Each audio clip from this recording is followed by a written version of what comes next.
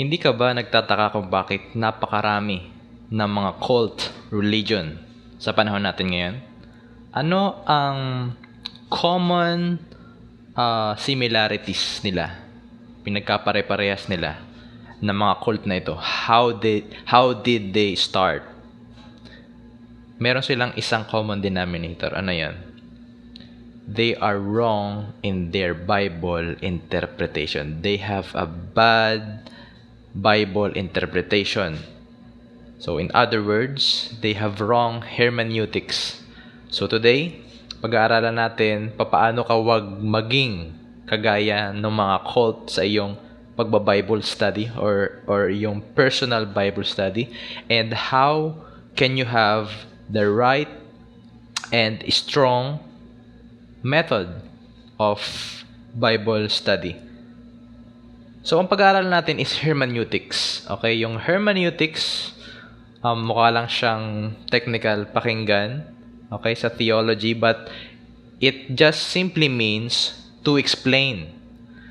To explain yung mga bagay na hindi naintindihan. So, papaano natin maipapaliwanag, una sa ating sarili, and then to others, yung mga bagay na hindi ganun kadali na maintindihan sa Bible. It is also called the method of interpretation. Papaano yung method natin how to interpret the Bible. In other words, tinatawag din siyang exegesis. Exegesis. And yung exegesis meaning to say, in simple terms, yung the cultural context, the historical context, the grammatical context, pinagsama-sama mong lahat yon na upang maunawaan ano ba talaga ang ibig sabihin nung author. Ano ang gusto niyang iparating sa atin doon sa kanyang sinulat na teksto doon sa Bible. It also called the uncovering. Okay, yung itong exegesis nito or yung hermeneutics is the uncovering, para mong tinatanggal yung cover. Ano kasi pag binasa mo ang Bible, para bang akala mo yun lang siya, pero may cover pala siya. Ano, hindi mo siya agad maintindihan until you dig deeper, ano. And also to expose, doon nga natin nakuha yung word na expository preaching. And by the way, I believe this is the most accurate form of preaching. It's the most biblical way of preaching, yung pong expository preaching. Kung hindi niya po narinig yun, and most of the preachers today, they're not doing the expository preaching, ano, but we will tackle that later. So to expose, okay, so dito sa pag-aaral natin sa hermeneutics ay meron akong nakita na lesson. It's from D.L. Moody, Dwight L. Moody. So i-search nyo na lang kung sino siya, but he's a great preacher. It's a great man of God, very humble, and yet napakalaki na naiambag at naging influence sa napakaraming mga mabubuting Kristiyano. And so, ito yung kanyang lesson, how to study the Bible. So, kinuha ko lang itong outline and I wanted to share with you because it is related dito sa pag-aaral natin kung ano ba yung hermeneutics. So, this is very basic. Pag nakilala mo si D.L. Moody, yung kanyang mga sulat, napaka-simple. And sabi pa nga nung iba, he is uneducated. Kasi yung kanyang mga salita is napaka-simple. Sometimes, mali pa daw yung grammar niya, no? And, pero I find D.L. Moody, he's, spirit-filled. Yun yung nakita ko sa kanya. Kahit napaka-simple niyang mag-preach, magsalita, you can understand it. So, yung kanyang title ng lesson, How to Study the Bible. How to Study the Bible.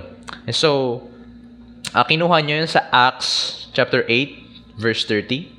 So, sa Acts 8, verse 30, sabi doon, Ito yung kwento na ni Philip na kanyang pinahabol sa kanya ng Holy Spirit, yung Ethiopian eunuch na nagbabasa ng scripture.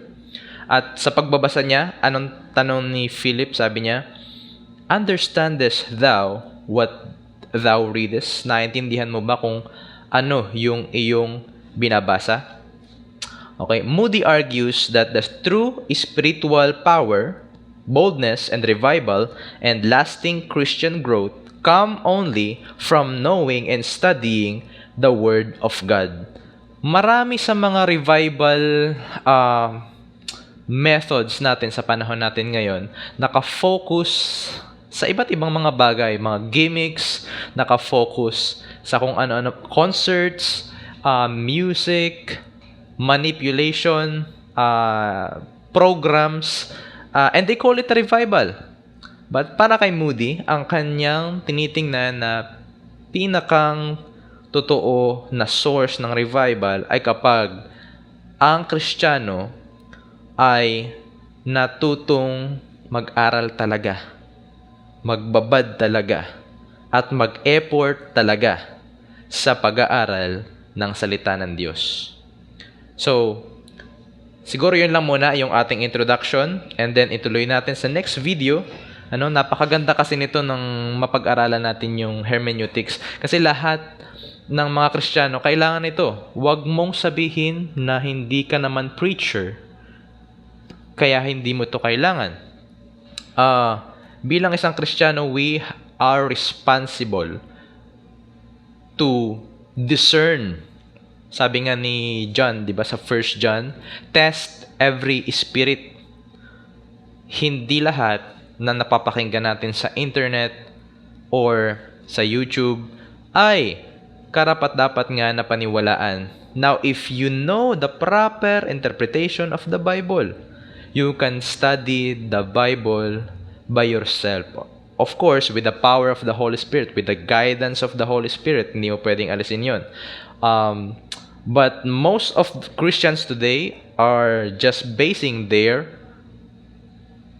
interpretation, their beliefs on somebody else. Yung tawag doon, yung borrowed spirituality, hiniram mo lang. Mas maganda siguro yung yung hindi natin hinihiram. 'Di ba mas gusto natin yung sarili mo mismo, 'di ba? Kaya nga tayo mas gusto natin kung papipiliin tayo, mas gusto natin makabili ng lupa kaysa doon sa umuupa ka lamang. Ganon din, lalong-lalo sa buhay Kristiyano. Magkaroon tayo ng independence sa ating Bible study. Not totally independent. We are still wanting the advices of our pastor, of those Christians na nauna na sa atin sa pananampalataya. But it is so important na tayo mismo, para hindi tayo maloko, hindi tayo madaya ng mga false prophet. Ito po yung sagot. Proper hermeneutics. Okay? So, next video, tuloy po natin yan.